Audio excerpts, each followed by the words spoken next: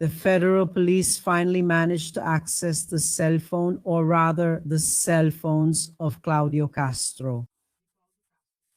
Cláudio Castro, former governor of Rio de Janeiro, who was subject to searches and seizures the week before last.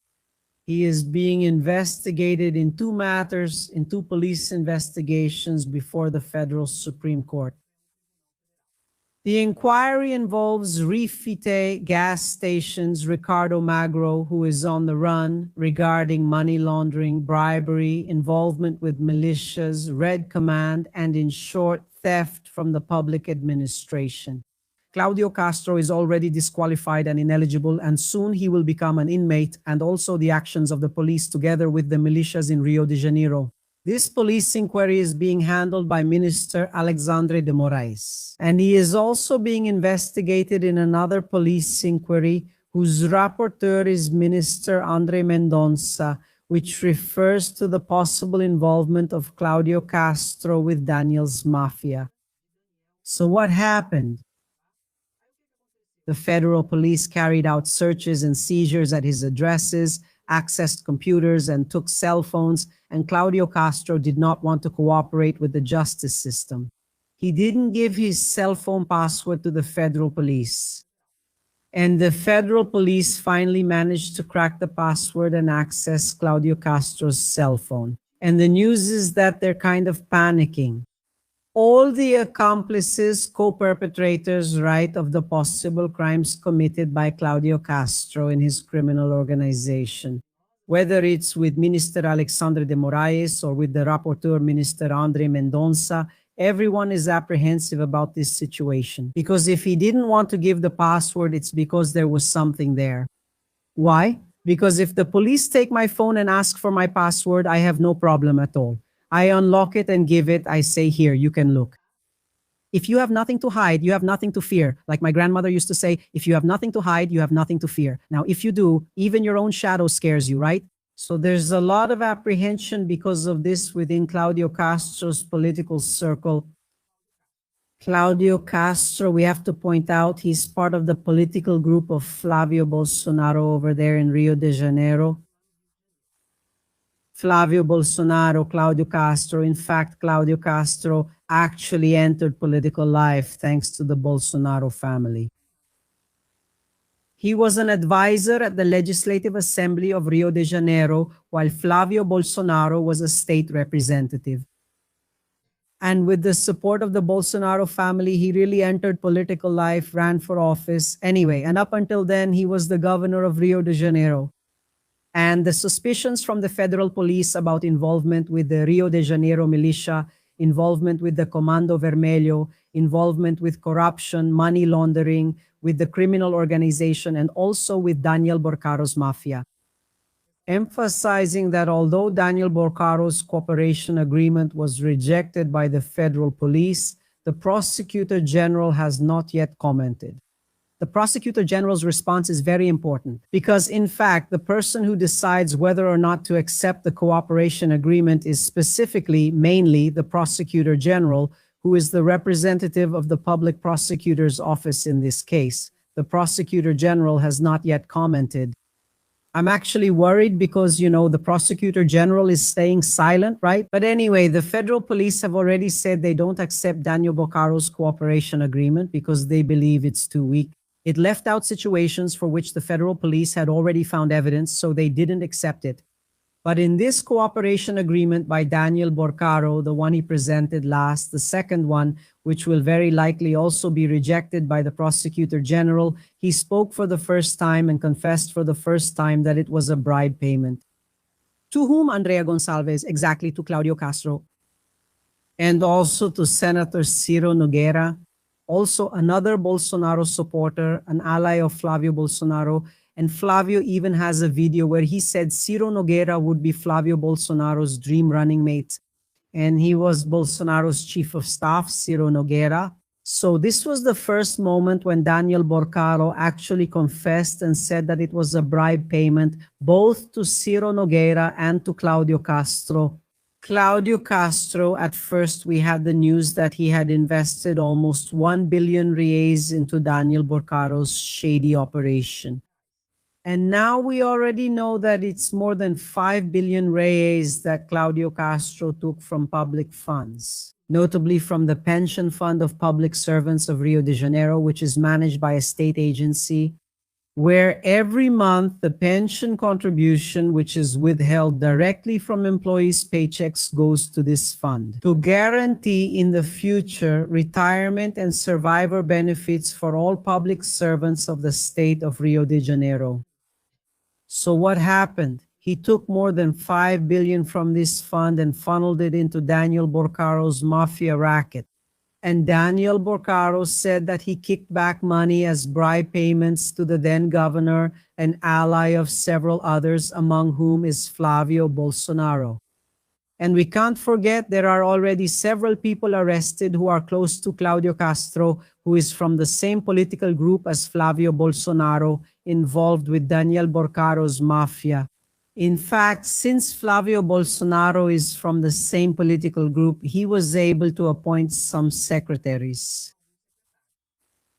And of the appointments made by Flávio Bolsonaro for secretary posts under the now former governor of the state of Rio de Janeiro, 2 are already in prison, secretaries who were allies appointed by Senator Flávio Bolsonaro. And another secretary recently was subject to searches and seizures. In addition, we have T.H. Joyas, who is also in custody. T.H. Joyas is also from the same political group. Then afterwards, what was the suspicion? Involvement notably with the Comando Vermelho, with militias and theft from public administration. Then Rodrigo Bacelar was also arrested. Rodrigo Bacelar, also from the same political group as Flávio Bolsonaro, former state deputy and former president of the Legislative Assembly. In fact, Rodrigo Bacelar had already received authorization and full support to succeed Cláudio Castro. Cláudio Castro was going to step down to run for the position of senator. And with that, who would take over? His vice governor.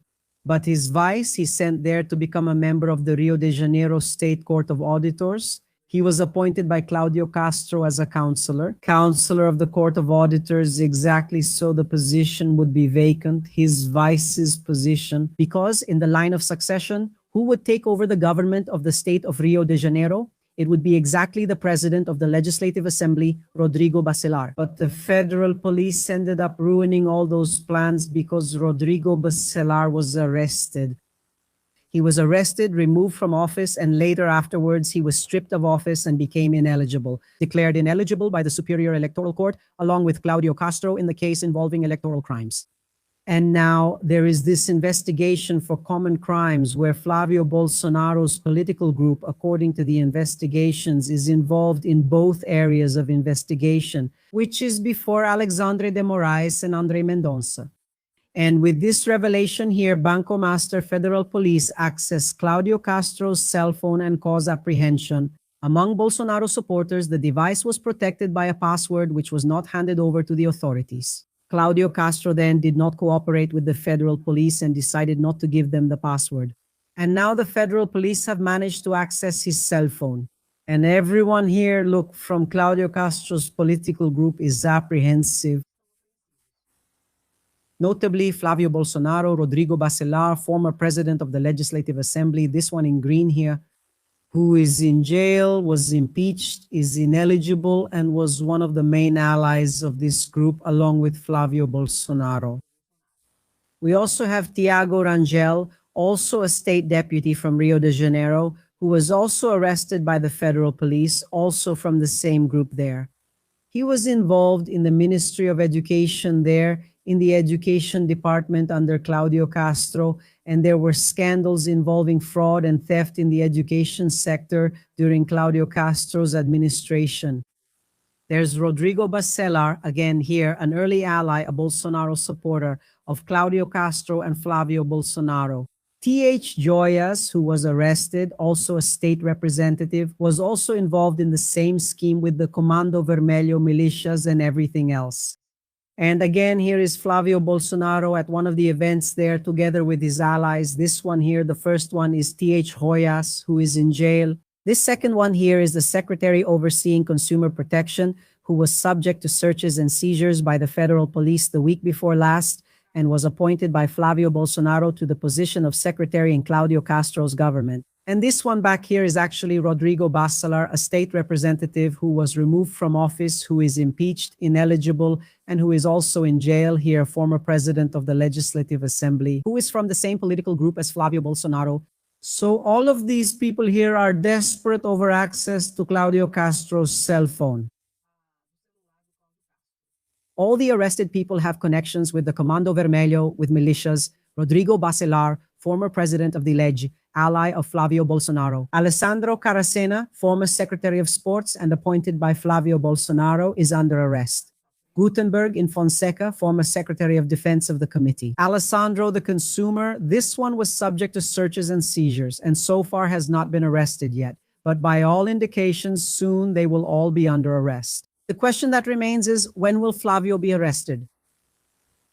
Flávio Bolsonaro, has parliamentary immunity, right? And he can only be arrested in the act for a non-bailable crime.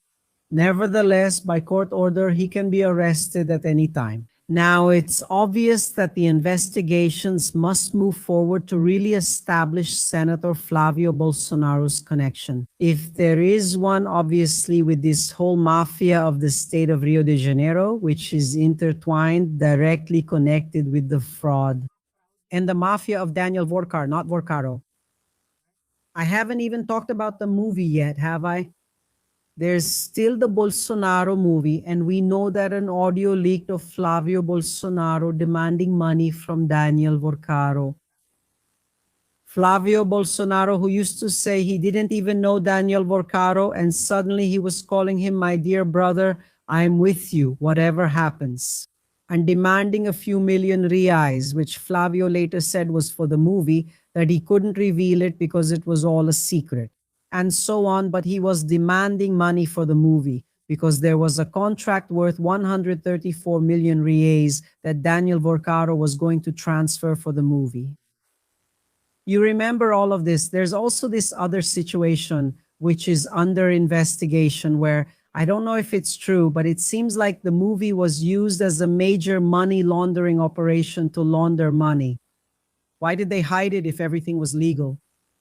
Now, and actually that's where Karina Gama comes in too, who is being investigated by the civil police. The civil police of the state of São Paulo is already investigating, and it has already been requested that the federal police investigate as well, if they aren't already investigating. Because, as I always tell you, the police investigation is confidential. This is a rule established in the Code of Criminal Procedure. The police investigation is confidential.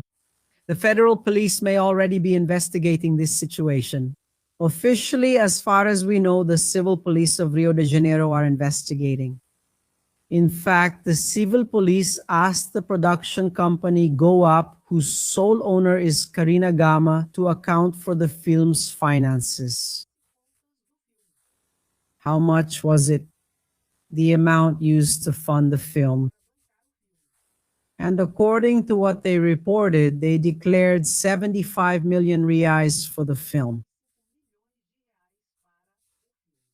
But what movie is this, guys? Guys, an important detail. The film was produced in Brazil. What the film has is actors, American actors, like that Jim Gicabizio, who is an American actor, right? But the film was produced in Brazil. And according to the financial report from Go Up, Karina's production company, the film cost 75 million reais. That's about a little over $13 million, okay? This Karina, why did they ask for that? Because she is also being investigated specifically for a contract she signed with the City Hall of São Paulo under that Bolsonaro ally, Ricardo Nunes. She managed to sign a contract worth 108 million reais to provide a service she never delivered. So the question that remains is how she managed to win the bidding process.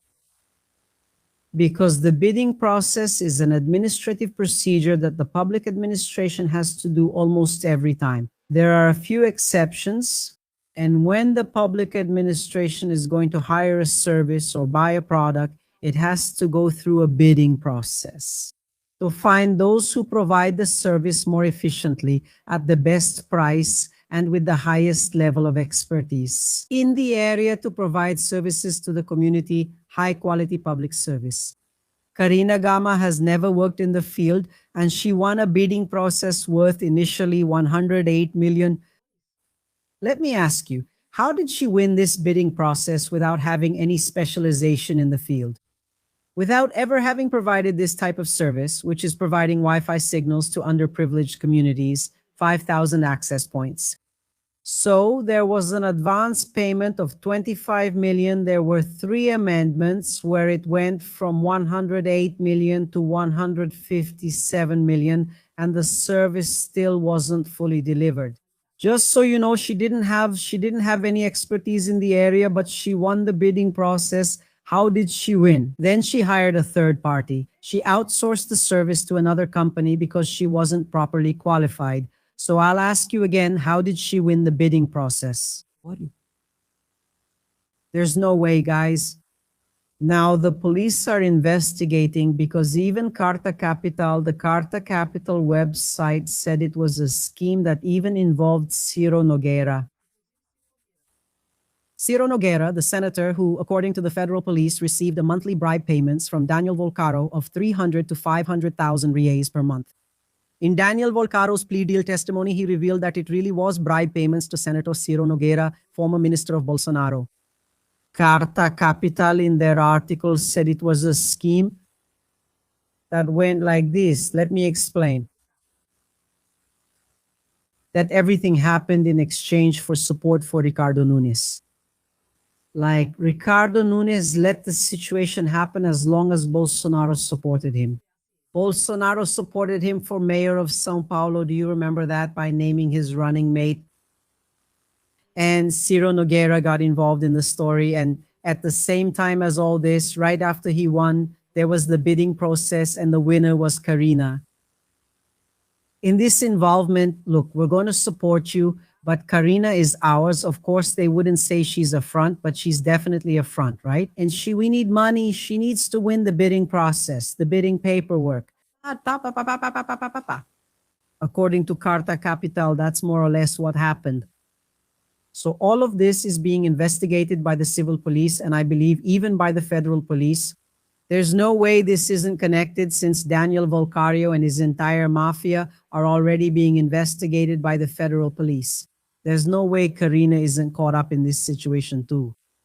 Congressman Lindenberg talked about this article here. Look, about this new situation that might be happening.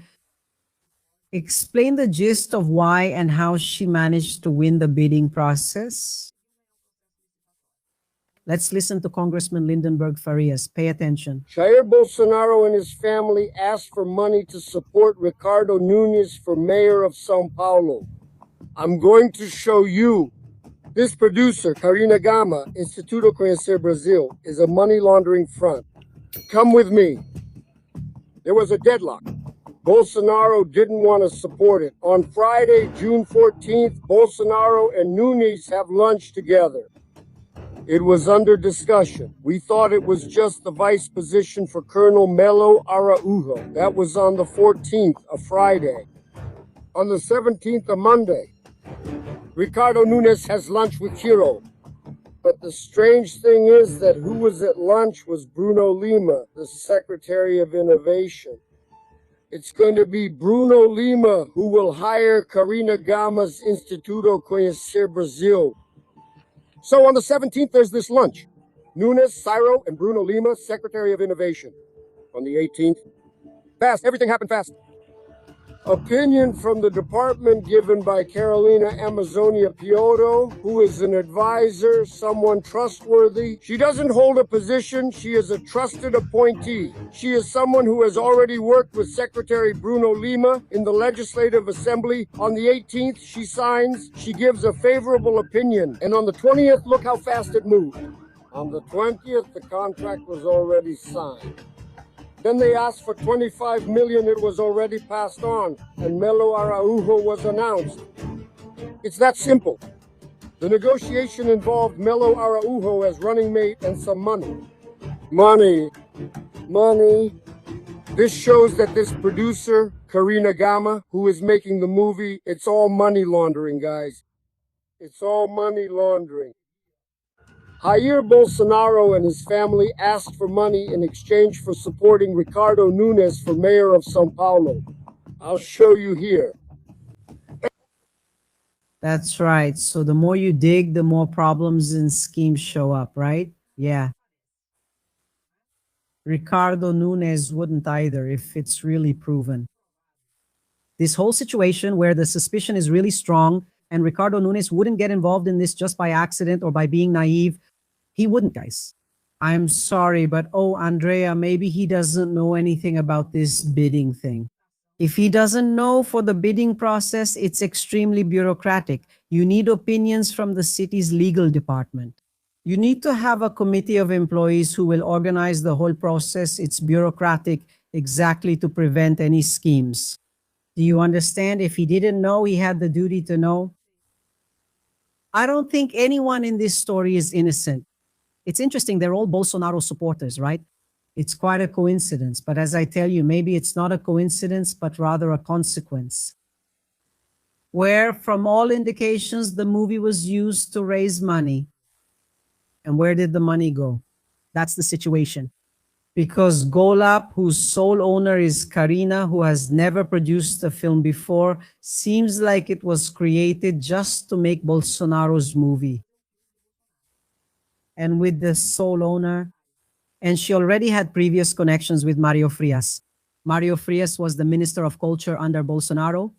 Today, he's a federal deputy, one of the film's producers. Then the civil police requested an accounting to find out how much they spent on the film. And Golap declared 75 million. Look here, see? As revealed, the document indicates that most of this amount, 54.2 million, would have been spent in the United States, while the amount used in Brazil represents 20.9 million. The forensic report does not clarify the use of 75 million in Bolsonaro's film. Here's what happens. Bolsonaro's film doesn't have technology. It doesn't use artificial intelligence. And that makes the film a very expensive production. Bolsonaro's film was practically all produced in Brazil. And there was this American actor here, some actors, especially this American, Jim de Caviezel. So how did they spend 75 million on this movie? Productions, other Hollywood productions, the use of artificial intelligence with those scenes, right? Which takes a lot of work to do on a computer and all that. It didn't cost 75 million. It didn't cost $13 million. So like, I couldn't explain. And the suspicion, I repeat, is that the movie was used as a front to launder money and very possibly for distributing bribes, where Flávio Bolsonaro was demanding money from Daniel Vocaro. And this money was going to the Havergate Fund, which is managed by Paulo Carlito. And who is this Carlito? Lawyer for Eduardo Bolsonaro. So there's still a lot to be uncovered about all of this. The important thing is that it gets clarified. Do you understand? Also regarding the movie, and that there be criminal accountability, right? Okay. Please like the live stream, comment, and share.